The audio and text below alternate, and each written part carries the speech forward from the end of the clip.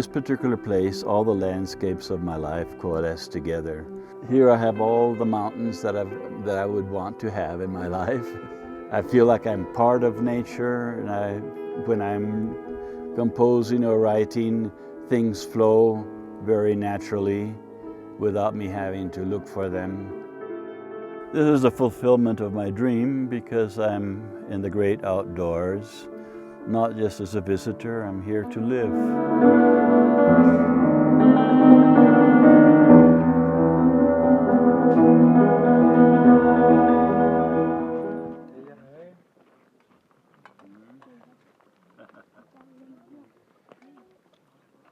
The Raramuri, which are known usually in the outside world as the Tarahumara, because the Spaniards, they changed everything.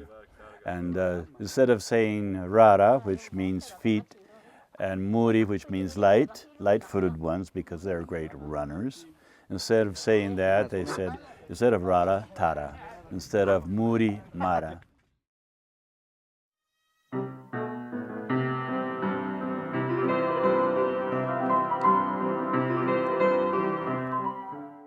So the first time I was here without an instrument, and people were friendly, but still not as friendly as it was when I came back with my piano. And people started to come to me to walk long distances to listen to the piano, and they were transfixed by the sound of crystal, of water. So through music I was able to be at one with them. I decided to make a deal with my Creator and said, I will dedicate to a good cause all of my music there. You know how high the mortality rate is of the children in the Sierra Tarahumara. In many of these remote places, up to half of them die before the age of 10, of diarrheas mainly, and water contamination, and lung problems, and malnutrition. In order to be able to receive donations for this, it was necessary to have an official nonprofit organization. And from then on, we founded a clinic. And through my concerts, I was always talking about my aims.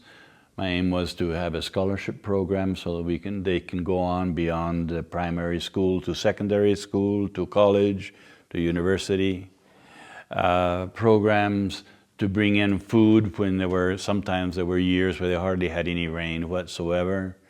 And then of course medicine and medical care for all these people who had no one.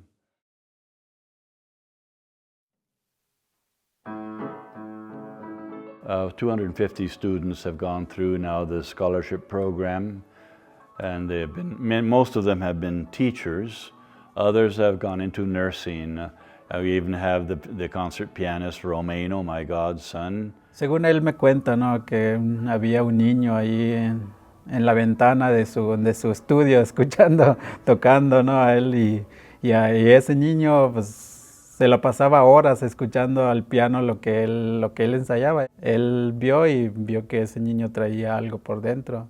Entonces, pues ese niño era yo.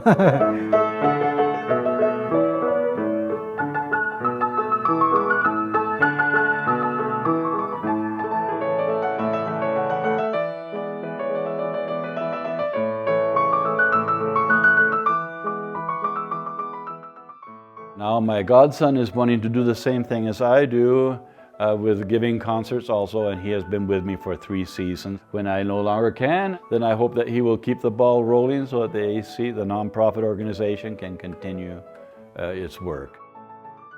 Well, it was somehow a great fulfillment. As I tell the audience sometimes, I feel now that perhaps the main reason for my going to the Tarahumara was not only for me to open the floodgates of composition and feel totally free, but to find Romeyno and plant the classic music into his heart and prove that music is classic for anyone.